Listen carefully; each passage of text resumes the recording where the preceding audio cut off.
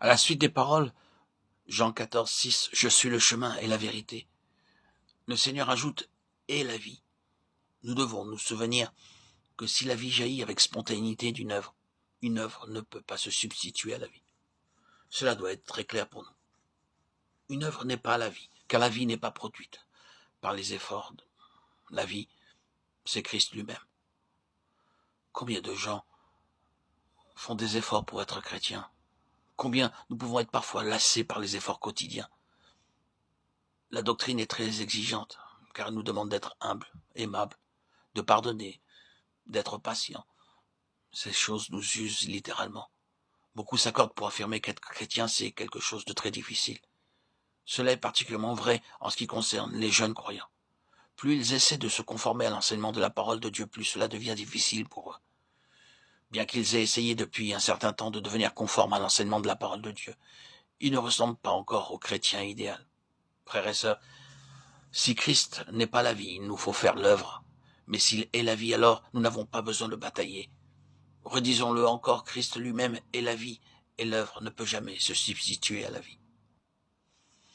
Une grave erreur est répandue parmi les enfants de Dieu. Beaucoup considèrent que la vie est quelque chose qu'ils doivent produire par leurs efforts. Sinon, il n'y a pas de vie. Nous devons tous réaliser que s'il y a la vie, il n'a aucunement besoin de faire des efforts, car cette vie coulera naturellement.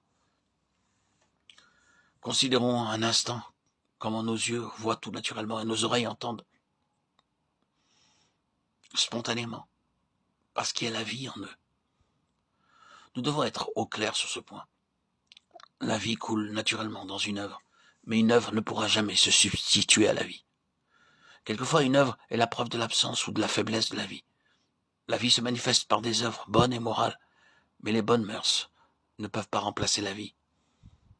Par exemple, un frère peut être très gentil, très modéré et réservé. Quelqu'un pourra le louer et dire de lui, la vie de ce frère n'est pas mauvaise. Non, c'est une mauvaise manière d'exprimer les choses. Car le Seigneur dit, je suis la vie. Quelque aimable, modéré et réservé que puisse être ce frère, si ce qu'il fait ou dit ne procède pas de Christ, il n'y aura pas de vie dans ces choses. Il est tout à fait juste de dire que cet homme est un bon disciple ou a un bon tempérament. Il est aimable et il traite toujours les gens aimablement. Il n'a jamais de querelle. Il paraît correct. Mais peut-on dire pour autant que sa vie spirituelle soit riche? Si ces choses sont naturelles pour lui, elles ne sont pas la vie, car elles ne viennent pas de Christ. D'autres gens affectionnent une autre manière de penser. Ils déclarent que la vie, c'est la puissance. Posséder le Seigneur comme étant notre vie signifie qu'il nous donne la puissance pour être bon. Cependant, Dieu nous fait voir que notre puissance n'est pas une chose, mais qu'elle est simplement Christ. Notre puissance, ce n'est pas la force nécessaire pour faire une chose, c'est une personne. La vie pour nous n'est pas uniquement la puissance, elle est aussi une personne. Christ se manifeste-t-il lui-même pour nous, ou bien cherchons-nous à utiliser Christ pour manifester nos bonnes œuvres?